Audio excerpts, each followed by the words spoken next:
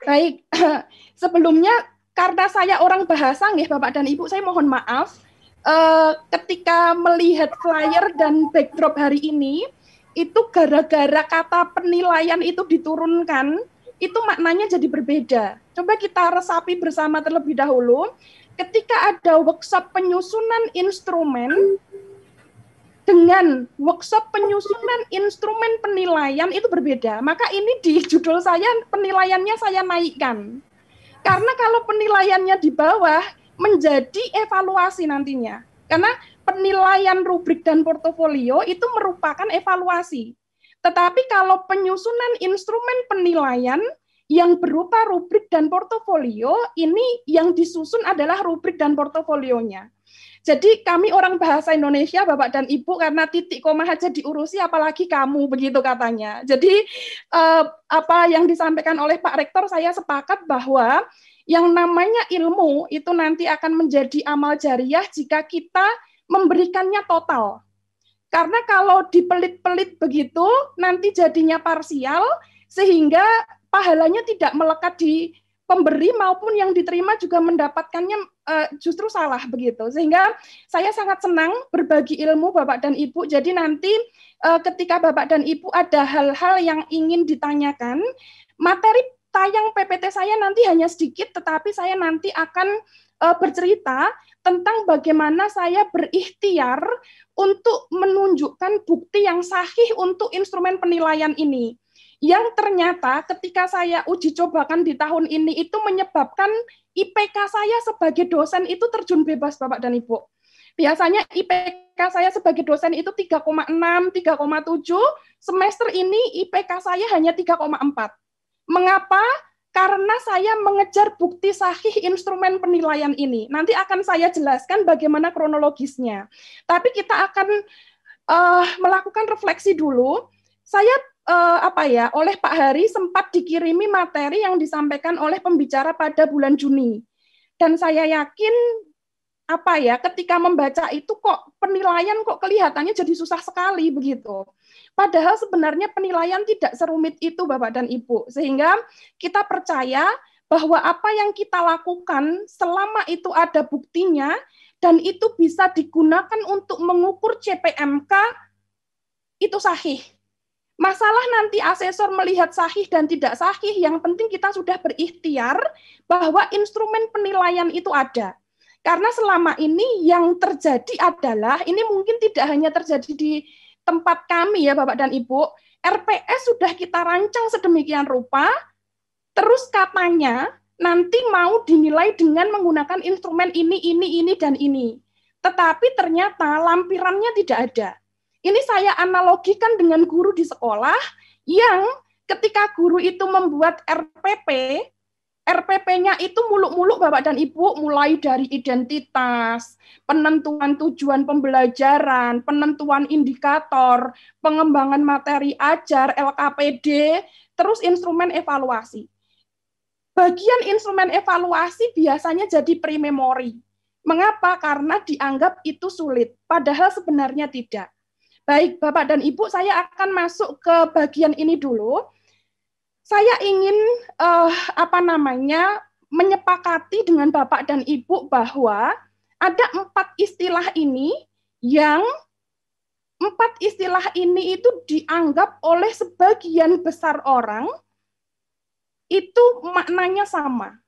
Maknanya sama. Sehingga ketika orang berpikir bahwa yang namanya penilaian ini adalah tes, sehingga rubrik dan portofolio itu wassalam. Mengapa? Karena orientasinya adalah bagaimana menyusun soal. Begitu. Padahal Bapak dan Ibu, dari 4 istilah ini sebenarnya masih ada istilah-istilah lain. Kalau saya jelaskan nanti, saya kebetulan mengajar mata kuliah evaluasi, di dalamnya ada non-tes. Yang sebenarnya teknik penilaian itu bukan hanya tes, tapi juga ada teknik penilaian sikap, ada portofolio, penilaian diri, penilaian teman sejawat, dan seterusnya. Tetapi saya tidak tahu mengapa di SNPT kok menekankan rubrik dan portofolio. Dan sebenarnya Bapak dan Ibu masih terlewat satu lagi, yaitu desain karya. Jadi di sana memang dan atau, tetapi nanti di instrumen penilaian itu ada di nomor butir 3 begitu, desain karya. Nanti akan saya jelaskan juga tentang desain karya Bapak dan Ibu. Nah, saya kembali ke sini, kita sepakati bersama bahwa tes itu tidak sama dengan penilaian. Penilaian ini juga tidak sama dengan evaluasi, apalagi pengukuran. Ini kalau di-Inggriskan begitu ya Bapak dan Ibu, tes ini adalah testing ya. Pengukuran ini measurement. Measurement itu ya data yang didapatkan adalah data kuantitatif. Kalau penilaian ini kualitatif dan kuantitatif, tapi kalau evaluasi ini komprehensif. Begitu. Maka kalau digambarkan itu menjadi seperti ini. Sehingga yang namanya tes ini merupakan bagian yang paling kecil ya, masih ada lebih kecil lagi namanya nanti butir soal. Tapi nanti kita tidak akan membahas tentang tes, karena saya yakin Bapak dan Ibu paling familiar dengan penilaian instrumennya berupa tes. Begitu. Jadi ini kalau dihubungkan, ini nanti bentuknya seperti ini, maka Bapak dan Ibu, kita semuanya sama-sama harus menyepakati bahwa yang namanya pendekatan penilaian itu bukan hanya assessment of learning. Ya, kalau assessment of learning nanti jadinya yang terjadi adalah tes sumatif dan tes formatif saja. Ya, nanti akan saya jelaskan apa perbedaan antara assessment of learning, assessment for learning, dan assessment as learning. Kebetulan disertasi saya itu saya mengembangkan tes kompetensi berbahasa Indonesia untuk mahasiswa asing. Nah, itu assessment-nya bukan assessment for learning dan bukan assessment as learning, karena tes yang saya kembangkan adalah proficiency test. Sehingga itu merupakan bagian dari assessment of learning. Nah, apa bedanya assessment of learning, assessment for learning, dan assessment as learning? Dari sinilah nanti kita tahu bahwa kita membutuhkan rubrik dan portofolio. Ini Bapak dan Ibu. Karakteristik dari 3 pendekatan penilaian yang saya gambarkan di awal, yang pertama adalah assessment of learning. Apa tujuan dari assessment of learning? Yaitu memberikan penilaian terhadap hasil program pembelajaran yang biasanya kita laksanakan dengan UTS dan UAS, ya Bapak dan Ibu. Nah, penilai kuncinya siapa? Di sini penilai kuncinya adalah dosen. Ya. Terus di sini ada peran dosen itu sebagai asesor untuk menilai apakah capaian belajar mahasiswa itu sudah tercapai atau belum. Berbeda lagi dengan assessment for learning. Assessment for learning ini tujuannya adalah untuk menyediakan informasi kepada dosen untuk meningkatkan kualitas pembelajaran. Dan ini saya tidak yakin setiap dosen melaksanakan itu. Begitu. Karena apa? Banyak yang sudah merasa bahwa pelaksanaan pembelajaran yang dilakukan selama ini itu sudah menjadi sebuah habituasi, kebiasaan yang ketika dilaksanakan kita tidak pernah mempertimbangkan apakah yang kita ajarkan itu dibutuhkan oleh mahasiswa atau tidak, yang kita ajarkan apakah bermakna bagi mahasiswa atau tidak. Nah, di sini sebentar ini saya pindah dulu, penilai kuncinya juga dosen. Jadi dosen akan menentukan apakah penilaian proses pembelajaran itu bisa digunakan untuk meningkatkan kualitas pembelajaran atau tidak. Peran dosen adalah memberikan feedback, jadi sebagai provider of feedback atau memberikan umpan balik. Nanti saya tunjukkan, sebenarnya kalau kita bisa menerapkan ini sangat asik Bapak dan Ibu, hanya kalau saya kendalanya adalah mahasiswa saya itu bahasa Indonesia satu angkatan rata-rata 6 kelas, satu kelas rata-rata 40 mahasiswa, sehingga kalau harus ngecek satu-satu respons dari mahasiswa itu yang membuat kami itu kehabisan banyak waktu. Jadi sehingga untuk assessment for learning ini lebih cenderung ke bukti sahihnya ada, tetapi follow up-nya belum sepenuhnya kami lakukan karena memang kesulitannya ada di jumlah mahasiswa yang kelas besar begitu. Yang ketiga, ini ada assessment as learning. Assessment as learning ini tujuannya adalah untuk menilai kemajuan belajar atau self-monitoring dan perbaikan diri atau self-correction. Ini penilai kuncinya siapa? Mahasiswa. Tujuannya untuk menilai kemajuan belajar sehingga di sini mahasiswa kita beri kesempatan untuk menilai apa yang mereka sudah tahu, apa yang mereka belum tahu, dan apa yang mereka ingin tahu. Ini saya lakukan dan ternyata memang mahasiswa ini complicated, Bapak dan Ibu. Jadi ada yang merasa sudah paham tentang ini, belum paham tentang itu. Ada yang tidak tahu, dia tahu apa dan tidak tahu apa. Jadi 4 tipe orang yang dikatakan oleh Yuyun S. Surya Sumantri itu bahwa ada orang yang tahu di tahunya, ada orang yang tahu di tidak tahunya, ada orang yang tidak tahu di tahunya, dan orang yang tidak tahu di tidak tahunya itu lengkap di situ. Banyak mahasiswa yang ketika disuruh untuk menilai dirinya sendiri, masih saja bekerja sama dengan temannya.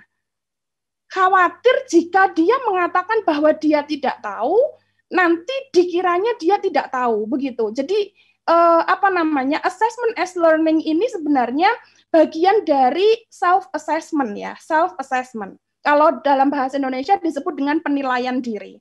Itu biasanya kalau saya dulu waktu masih manual itu saya punya strategi namanya student have a question begitu. Saya beri kertas 1 lembar setiap mahasiswa, terus saya suruh untuk membuat 1 pertanyaan. 1 pertanyaan itu saya suruh untuk diputar 1 kelas, begitu. Mahasiswa tidak perlu menjawab apa jawaban dari pertanyaan itu. Cukup memberikan tanda jika dia tidak paham dan tidak melakukan apa-apa ketika dia paham. Dari banyaknya jumlah tanda tanya itulah yang nanti akan menjadi dasar dosen melakukan umpan balik. Nah, ketika pembelajarannya daring, ini yang menjadi berat kita lakukan. Nah, peran dosen apa? Memandu pencapaian target individu atau guide students on goals. Ini bisa dilakukan jika Bapak dan Ibu jumlah mahasiswanya itu ideal. Kalau saya mengajar kelas internasional, 1 kelas hanya sekitar 15-20 mahasiswa, total ini bisa kami lakukan. Tapi kalau 1 kelas itu ada sekitar 45-50, sehari mengajarnya 3 kelas, hanya untuk menilai saja waktu yang kita butuhkan sangat lama.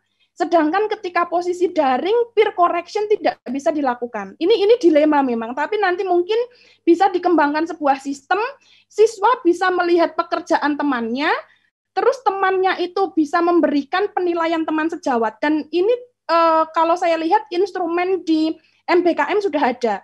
Hanya memang ternyata nilainya tidak muncul. Ini dilema juga karena mahasiswa sudah harus segera keluar nilainya, yang bisa dilihat oleh mahasiswa hanya nilai dari dosen. Sehingga di kementerian pun juga saya lihat penilaian ini masih sedang dalam masa pengembangan. Begitu Bapak dan Ibu. Terus selanjutnya Bapak dan Ibu, di sini ada prinsip ya. Prinsip penilaian itu kalau yang disebutkan di SNPT dan di matriks penilaian akreditasi 9 standar ini ada 5 ini. Mohon maaf ini saya ganti di SNPT dan kriteria 9 standar tulisannya otentik. Tapi saya cek di KBBI yang baku adalah autentik, maka saya mengikuti yang baku. Yang pertama adalah edukatif. Apa yang dimaksud dengan edukatif ini adalah mendidik Bapak dan Ibu. Dan kita sepakat bahwa yang namanya mendidik itu kan tidak bisa mendadak, nggih. Sehingga konteks penilaian yang edukatif ini memang butuh proses yang panjang. Saya kebetulan tanggal 28 besok itu harus unggah nilai terakhir. 1 minggu yang lalu saya sudah unggah nilai. Di situ saya memberikan kesempatan kepada mahasiswa karena nanti di instrumen akreditasi juga akan ada kesempatan kepada mahasiswa untuk melakukan konfirmasi nilai. Begitu. Nah, 1 minggu sebelumnya sudah saya umumkan di semua kelas yang saya ampu, silakan dicek nilainya. Saya selalu mengatakan bahwa nilai itu bukan harga mati. Nilai bergaransi. Kalau sampai Bu Laili salah koreksi, silahkan konfirmasi, nilai bisa direvisi. Begitu. Nah, ada beberapa yang konfirmasi ke saya, ada yang memang ternyata Bapak dan Ibu, saya salah input. Jadi misalnya seharusnya masuk ke NIM 50, tapi saya salah input di 51. Ketika saya cek, oh iya, ini ada geser Excel 1. Itu kalau tidak lihat oleh mahasiswa, kita kadang tidak sadar. Terus ada juga yang ketika saya cek, itu kok UTS-nya di ruang unggah ujian online kok tidak ada. Ternyata pada saat ujian, mahasiswa itu sudah izin melalui WA, karena kala itu orang tuanya meninggal misalnya. Sehingga ketika ada bukti-bukti autentik itu, maka kami selaku dosen dengan senang hati untuk mengubah nilai. Jadi Bapak dan Ibu mohon dengan sangat jangan sampai ketika mahasiswa itu menanyakan nilai, kalau saya terbuka Bapak dan Ibu, transparan juga. Bahkan berapa kali mereka hadir, tugasnya dapat nilai berapa saja, UTS-nya dapat nilai berapa, UAS-nya dapat nilai berapa, saya umumkan Bapak dan Ibu. Sehingga ketika mereka tidak terima dengan itu, mereka nanti bisa mengkonfirmasi dengan menunjukkan bukti fisik. Begitu. Karena posisi portofolio itu semuanya ada di saya. Nah, autentik itu ya berdasarkan pada kejadian nyata, karena memang kita butuh bukti sahih. Ketika mahasiswa tiba-tiba kita beri nilai tanpa kita memberikan tugas, kan jadinya tidak autentik juga. Objektif, untuk penilaian pembelajaran daring, ini objektivitas insya Allah lebih terjaga dibandingkan ketika tatap muka. Karena ketika tatap muka, biasanya kita akan mempunyai kecenderungan untuk mengenal mahasiswa-mahasiswa tertentu yang kadang mungkin secara secara keaktifan oke, tetapi biasanya kadang secara kognitif tidak sesuai harapan, sehingga kalau dilihat dari keaktifan, oke lah, termaafkan dengan keaktifan itu, kadang begitu. Padahal persentase sejak awal sudah kita umumkan bahwa keaktifan dan partisipasi itu mempunyai bobot 30% misalnya. Jadi objektivitas ini harus terjaga dan akuntabel ya, dapat dipertanggungjawabkan. Terus Bapak dan Ibu, teknik-teknik penilaian ini sebelum nanti kita masuk ke instrumen, karena instrumen penilaian rubrik dan portofolio menurut saya ini bagian yang sangat kecil ya Bapak dan Ibu, yang kalau saya nanti berbicara fokus ke situ nanti hanya sebentar begitu. Nah, ada teknik penilaian Bapak dan Ibu, di antaranya yang disebutkan di SNPT, tetapi sebenarnya kita masih bisa mengembangkan lagi seperti teknik-teknik penilaian yang disajikan dalam kurikulum sekolah menengah ya. Jadi ada observasi, ada partisipasi, ada unjuk kerja. Kalau di kurikulum sekolah menengah itu ada teknik penilaian unjuk kerja, ada teknik penilaian sikap, tes tertulis, portofolio, produk proyek, penilaian teman sejawat, penilaian diri, itu masuknya di sini. Tapi kalau di perguruan tinggi saya tidak tahu mengapa kok di sini tiba-tiba ada angket. Ini mungkin maksudnya adalah bahwa angket ini bukan tes. Begitu. Jadi yang non tes itu bentuknya angket. Jadi kita lihat semacam riset akhirnya begitu. Tetapi tentu saja dari teknik-teknik penilaian ini kita tidak bisa memaksakan Bapak dan Ibu bahwa semuanya harus dinilai dengan instrumennya berupa rubrik dan portofolio. Karena kalau tes tertulis ini instrumennya tentunya adalah butir soal. Yang selama ini kita selalu mengembangkan ini, tetapi seringkali kita tidak mengembangkan kisi-kisinya. Untuk mengembangkan tes tertulis ini, kita harus membuat kisi-kisi, syukur-syukur sampai diuji validitas dan reliabilitasnya. Tapi biasanya tidak sampai ke sana. Begitu. Jadi untuk unjuk kerja kita butuh instrumen berupa rubrik. Misalnya orang praktik berbicara, maka nanti kita mengembangkan boleh dalam bentuk checklist atau rating scale atau skala penilaian fleksibel untuk menilai unjuk kerja seseorang. Partisipasi ini kita juga bisa membuat dalam bentuk instrumennya adalah catatan anekdot, sebenarnya juga bisa. Observasi ini juga bisa dalam bentuk rubrik. Terus kalau semuanya dikumpulkan nanti jadinya portofolio begitu. Sehingga sebenarnya teknik penilaian itu kita sebenarnya apa yang tertera di SNPT itu adalah minimal. Masih bisa dikembangkan lagi. Nanti akan saya tunjukkan contoh yang punya saya Bapak dan Ibu.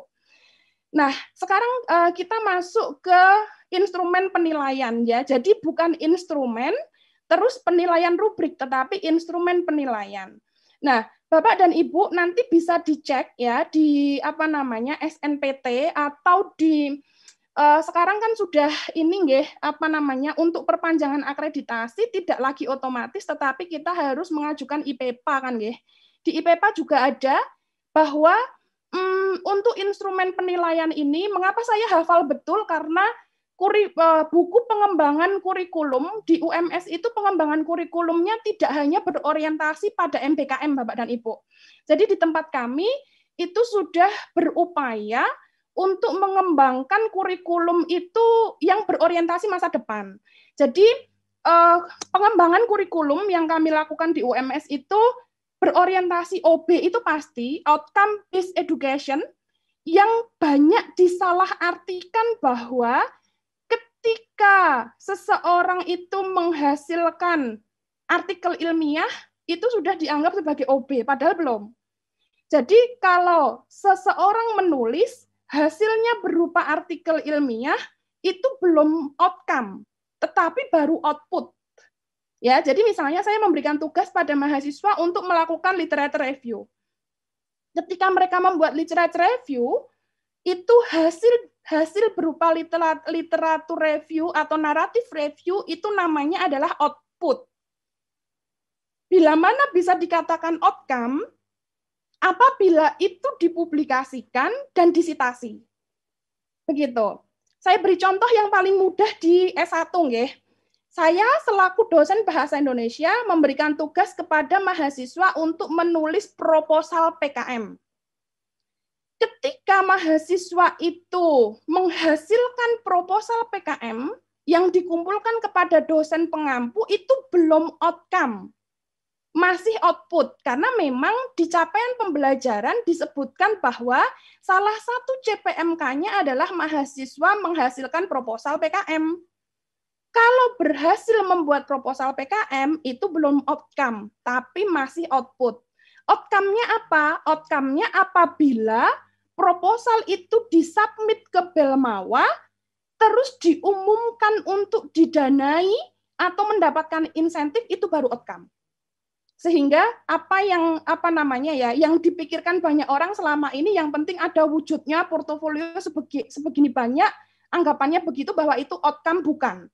Karena apa? Outcome itu harus berdampak Bapak dan Ibu. Berdampaknya kemana? Ya standar penelitian, standar pengabdian masyarakat, dan standar publikasi. Jadi tidak semudah yang kita bayangkan bahwa yang penting ada portofolionya. Terus Bapak dan Ibu, untuk instrumen penilaian, ini kalau berdasarkan pada SNPT dan matriks penilaian akreditasi memang ada 3 ini ya. Yang sebenarnya oleh panitia saya dibatasi untuk 2 ini. Demikian juga dengan pengembang kurikulum di UMS sebelumnya. Jadi sebelum saya masuk di BIP, itu yang dijelaskan memang hanya 2 ini. Mengapa? Karena pedoman pengembangan kurikulum MBKM yang dikeluarkan oleh Kemdikbud di tahun 2020 yang dibahas memang hanya rubrik dan portofolio. Karya desainnya kelihatannya terlupa. Sehingga ini saya tambahkan yang sebenarnya karya desain ini menurut saya dalam konteks pembelajaran daring ini punya potensi tinggi. Karena ini kekinian dan lomba-lomba mahasiswa mengarahnya ke sini. Begitu Bapak dan Ibu. Saya ke rubrik dulu. Rubrik instrumen penilaian berupa rubrik ini kalau di sekolah menengah itu ada 3 ya bentuknya. Ada checklist, ya checklist itu yang hanya ada pilihan baik dan tidak baik. Terus ada yang namanya rating scale dengan rentang nilai 1, 2, 3, 4, 5, 6, 7, atau 1, 2, 3, 4, atau 1, 2, 4, 5, begitu. Terus ada juga yang namanya penilaian fleksibel yang ketika dinilai tanpa rentang yang begitu spesifik, tetapi nanti langsung mendapatkan skor 100. Nah, untuk rubrik ini dapat dibedakan menjadi 3, yaitu holistik. Holistik itu nanti akan saya tunjukkan karena di pedoman kurikulum sebenarnya ada, tapi saya tidak pernah membuat yang holistik, Bapak.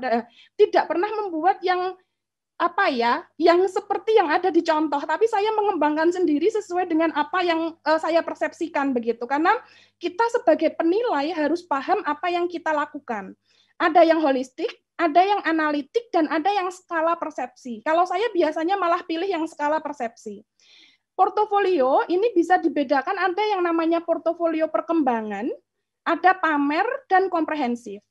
Untuk karya desain ini sebenarnya banyak, tapi saya menunjukkan yang sangat sering kita tugaskan pada mahasiswa, yaitu videografi, poster, dan fotografi.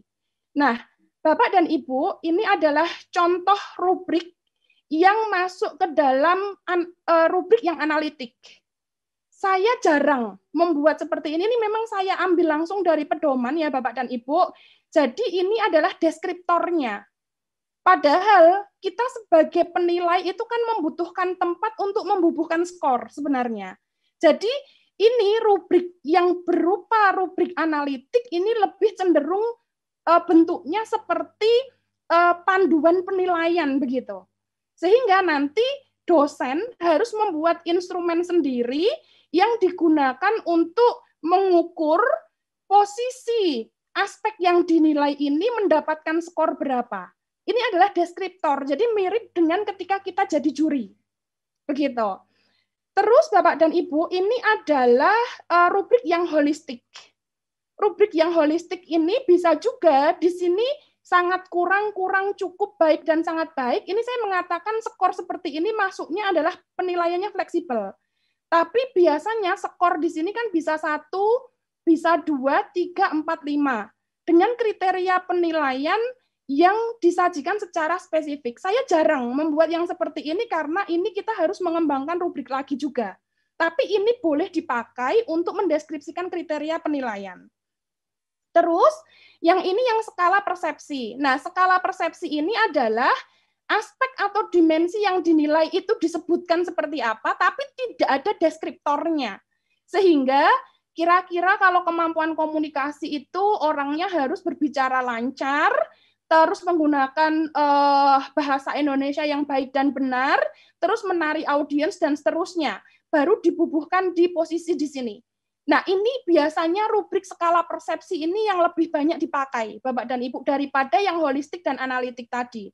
Tapi mungkin kalau dalam konteks penilaian praktikum, ya, penilaian praktikum memang yang holistik dan analitik tadi mungkin lebih dipilih. Karena kebetulan bidang ilmu saya adalah sosial, yang deskriptor itu ketika dijadikan sebagai deskriptor yang paten, itu terkadang malah akan merepotkan penilai, maka biasanya kami orang-orang bahasa memilih yang skalanya persepsi.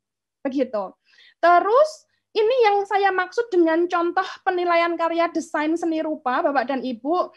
Jadi kadang aspek yang berupa unsur garis, unsur bidang datar, bagaimana unsur warna, value, format, ruang spasi ini bisa dijadikan sebagai dasar penilaian sebuah desain.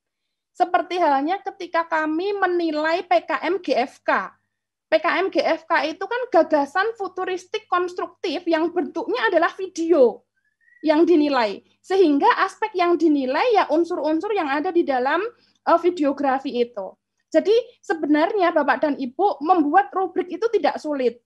Dan ketika menilai dengan menggunakan rubrik tidak seperti yang kita lakukan dalam riset. Karena kalau dalam riset itu kan kita harus menentukan definisi operasional, definisi konseptual dulu, definisi konseptual, definisi operasional, baru dikembangkan menjadi kriteria-kriteria yang dinilai. Itu biasanya teman-teman dari psikologi begitu. karena harus berdasarkan pada operasional, konseptual, terus baru dikembangkan menjadi angket. Saya sering melakukan validasi validasi instrumen yang digunakan oleh teman-teman psikologi yang kadang saya sendiri juga ketika menilai bingung sendiri.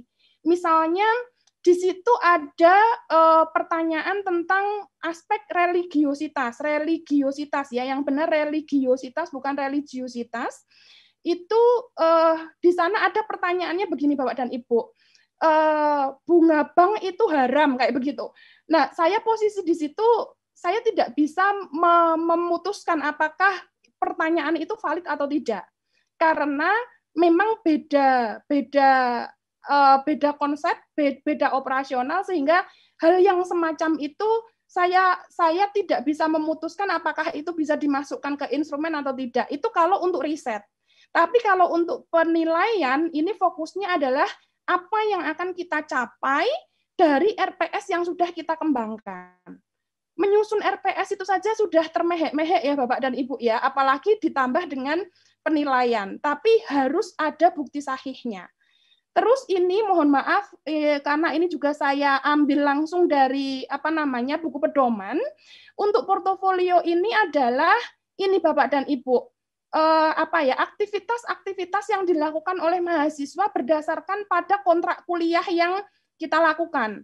Jadi misalnya mahasiswa diminta untuk membuat atau menganalisis artikel yang berasal dari jurnal yang terindeks dalam kurun waktu 3 tahun terakhir. Saya sering meminta mahasiswa untuk membuat meta-analisis.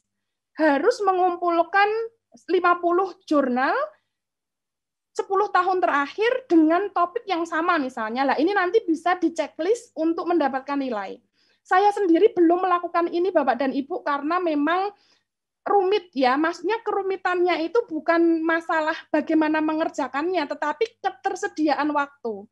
Tapi kalau nanti contoh-contoh yang saya sampaikan ini bisa diintegrasikan dalam sistem, seperti yang ada di sistemnya PPG, saya lihat beberapa kali teman-teman Unisula kan update status LMS yang digunakan kan sudah ini Moodle. Nah, di Moodle itu nanti bisa untuk memunculkan rubrik sehingga seperti di PPG itu. Untuk mahasiswa yang PPL praktik pertama, bagaimana kemampuan membuka pembelajaran, cara berpakaian, terus penggunaan media, itu nanti kita tinggal klik scoringnya saja, terus menambahkan deskriptor di sebelah kanan dan bawah. Dan itu sudah bisa menjadi bukti autentik. Tapi kalau di UMS ditambah lagi dengan instrumen tersendiri seperti ini yang harus kita contreng-contreng sama dengan yang di sistem, terus masukkan ke drive. Fungsinya apa? Fungsinya jika nanti LMS-nya itu sudah di-reset ya, kita masih punya data yang ada di sini. Begitu, Bapak dan Ibu. Jadi backup itu memang sangat penting ya, karena kita tidak bisa selamanya menggantungkan diri pada LMS. Begitu Bapak dan Ibu yang bisa saya sampaikan untuk instrumen penilaian berupa rubrik dan portofolio. Nanti apa yang saya lakukan mungkin bisa saya sampaikan setelah sesi diskusi, nanti akan saya tunjukkan karena posisinya ada di dalam LMS saya. Ngaten Pak Taufik yang bisa kami bagikan sementara, nanti kalau ada waktu nanti saya akan mencoba untuk menayangkan apa yang sudah saya lakukan. Mekaten Pak Taufik, monggo waktu kami serahkan kembali kepada Bapak. Terima kasih. Matur nuwun Ibu. Alhamdulillah. Memang ini atau mungkin bisa langsung disampaikan Ibu contoh konkretnya. Baik, terima kasih Bapak. Lama ini kalau harus belajar lagi lama. Iya, betul. Ini Bapak sebentar saya buka sebelum nanti kita diskusi aja Bu. Monggo sebentar Ini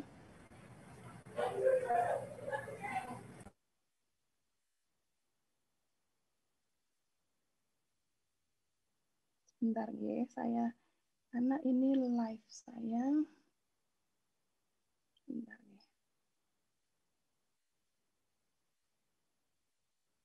Bentar. Saya harus stop yang ini dulu tadi ya. Bentar nih Bapak. Oke. Ini live di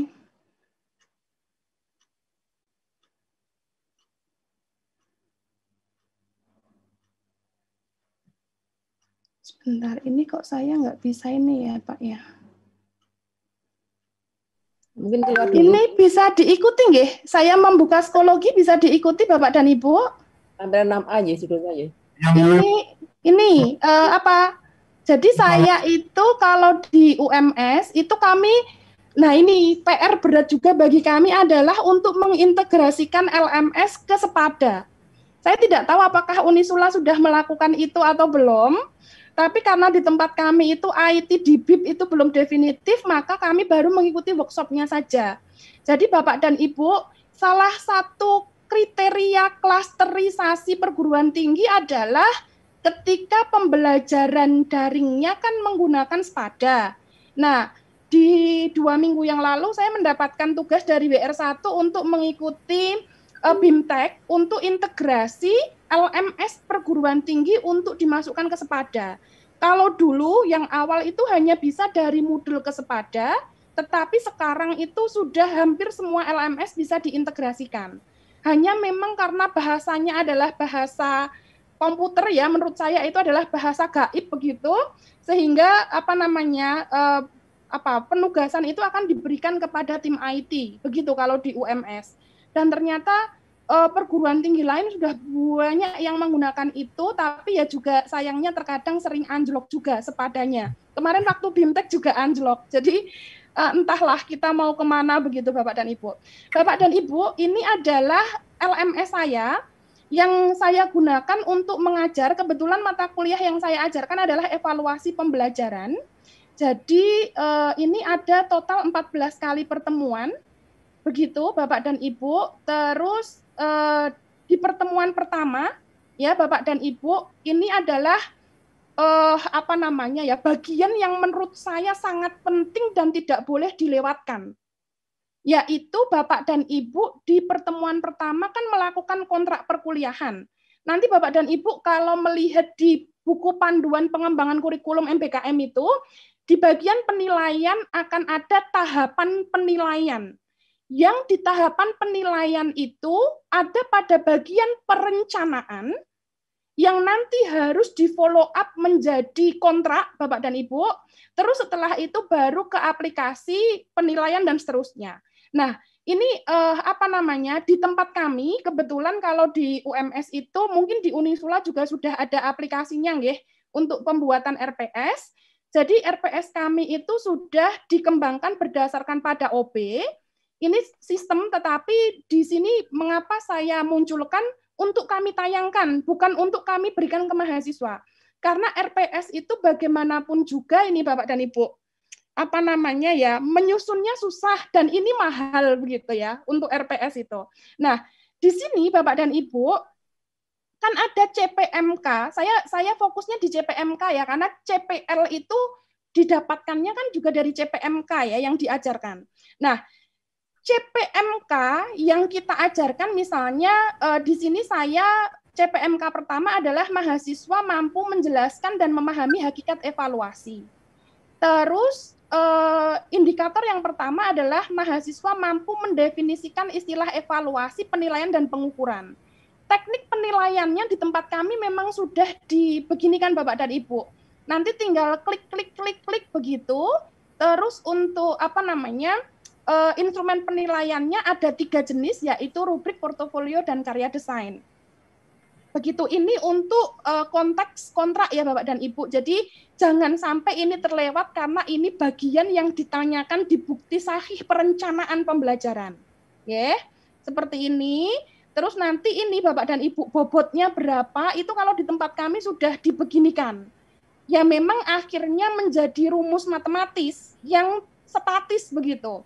Tetapi karena memang yang dicari adalah bukti sahih, kan yang penting ada wujudnya, kan akhirnya begitu Bapak dan Ibu. Perkara nanti di realisasinya terkadang kita juga melakukan perubahan, itu wajar begitu. Tapi untuk konteks perencanaan kita ideal dulu berdasarkan fakta ideal, begitu.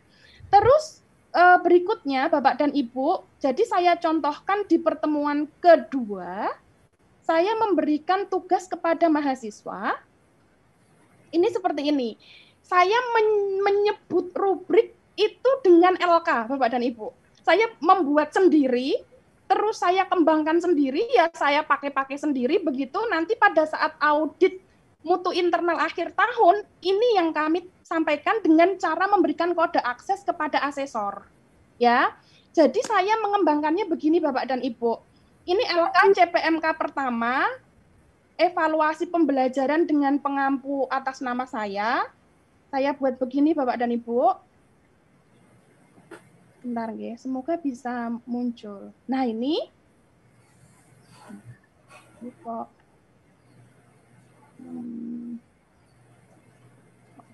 Bentar nih Bapak dan Ibu. Ini kok nggak bisa saya fullkan karena ini. Sebentar. Malah kesilang. Sebentar ya Bapak Ibu. Ini soalnya menu-menu Zoom-nya jedul di sini, jadi oke. Ini Bapak dan Ibu. Jadi saya membuat namanya LK mahasiswa. Mata kuliahnya evaluasi, kode mata kuliahnya ini, SKS-nya ini, dosennya saya begitu. Ini CPMK-nya adalah CPMK pertama. Jadi dalam konteks kita sebagai dosen yang kita kembangkan adalah CPMK. Bukan ke CPL, karena CPL itu nanti kan dari CPMK, dari mata kuliah ke CPL itu ya Bapak Ibu. Tapi kita fokus ke CPMK, dengan indikator ini saya membuat butir soal. Tapi soalnya ini seperti ini, terus saya membuat pedoman pensekoran. Ini kan rubrik Bapak dan Ibu. Sehingga ini bisa dianggap sebagai bukti sahih bahwa pada saat mahasiswa mengerjakan tugas ini, kita punya pedoman pensekoran. Nah, ini yang menyulitkan saya adalah ketika seperti ini sebenarnya bisa kita tukarkan dengan mahasiswa lain yang melakukan peer correction. Begitu. Tetapi faktanya karena kita online sehingga apa yang dilakukan oleh mahasiswa ini akhirnya kita sendiri yang mengoreksi. Ya lumayan Bapak dan Ibu. Nah, akhirnya nanti jawabannya seperti ini. Untuk tes, ini sebenarnya bukan tes ya, tapi penugasan namanya take home examination sebenarnya. Terus masuknya seperti ini. Ini bukti sahih itu berupa rubrik penilaian kita buat seperti ini. Tidak harus holistik analitik, kita boleh menggunakan yang kriteria persepsi tadi Bapak dan Ibu. Ini contoh yang pertama. Berdasarkan apa? Tentu berdasarkan pada mata kuliah yang kita ampu berdasarkan CPMK yang kita targetkan. Terus, saya ingin menunjukkan yang ini, Bapak dan Ibu, sebentar. Pertemuan keberapa saya lupa ya, sebentar. Mereka saya minta untuk menganalisis kisi-kisi atau apa begitu, sebentar. Oh, sebentar. Jadi tidak setiap pertemuan ada LK-nya ya, Bapak dan Ibu, tergantung pada ini pembagian Bapak dan Ibu, pembagian jam kita, karena kan SKS mahasiswa kan ada yang 2, ada yang 3, jadi jangan sampai membebani mahasiswa di luar batas kemampuan hambanya, katanya begitu. Jadi ini misalnya Bapak dan Ibu, nah ini jadi mahasiswa saya suruh untuk melakukan studi pustaka berkaitan dengan ini, dengan rubrik seperti ini. Jadi yang saya lakukan seperti itu. Yang terakhir, yang basisnya adalah OB, Bapak dan Ibu, ini nanti LK-nya saya kirim ke Pak Yanto, enggak apa-apa boleh, enggak masalah untuk di ini ya. Bentar. Di tugas akhir ini semua CPMK akan terlihat. Sebentar. Hanya mahasiswa. Jadi mahasiswa itu hanya boleh mengerjakan tugas dengan menggunakan format yang saya berikan gitu Bapak dan Ibu. Gini. Bentar, ini LK-nya. Mahasiswa saya suruh untuk membuat tugas akhir, ini untuk mengukur semua CPMK. Terus karena outcome based, maka mereka saya suruh untuk membuat PKMAI. Terus pedoman pensekorannya saya mengadaptasi dari pedoman PKM. Nah, ini rubriknya, begitu. Terus nanti pekerjaan mahasiswa ada di bawahnya, saya minta mereka membuat ini, surat pernyataan. Begitu Bapak dan Ibu, ini saya rasa kalau digunakan untuk bukti sahih, sudah bisa dipakai. Begitu, ini sementara yang saya lakukan, tapi kalau untuk diintegrasikan ke LM, ke sistem yang bisa dicek seperti yang disampaikan Pak Rektor tadi, misalnya seperti mahasiswa menilai dosen lewat EDOM itu belum. Karena ini konteksnya mahasiswa yang di tempat kami lebih dari 30.000 mahasiswa, sehingga ini basis data ada di dosen.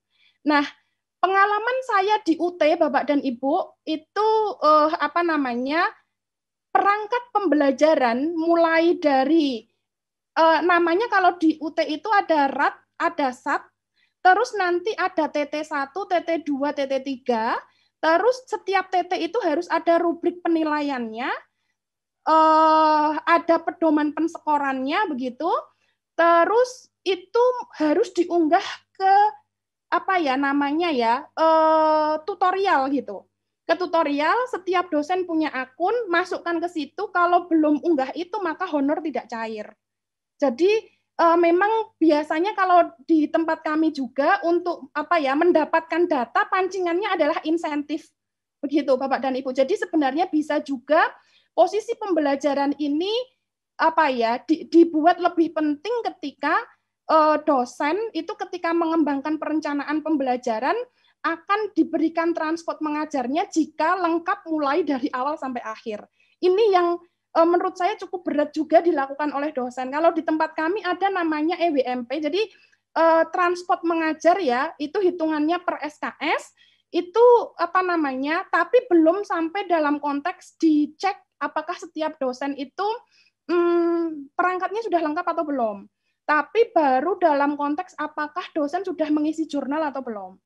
Begitulah posisi penilaian itu kan dianggap di akhir, padahal sebenarnya penilaian itu mulai dari perencanaan sampai proses sampai akhir itu seharusnya ada bukti autentiknya. Nah, ini saya juga tidak tahu apakah yang saya lakukan ini bisa diterima oleh universitas pada saat Monef nanti atau tidak, karena semuanya juga sedang mencari model. Bapak dan Ibu kalau sudah membaca instrumen IPPA perguruan tinggi, kurikulum akan mendapatkan skor 4 itu apabila di dalamnya tidak hanya mengacu pada KKNI. Padahal kan kita kurikulumnya kan masih tahun 2015-16 gitu ya, yang acuannya SNPT tahun 2015.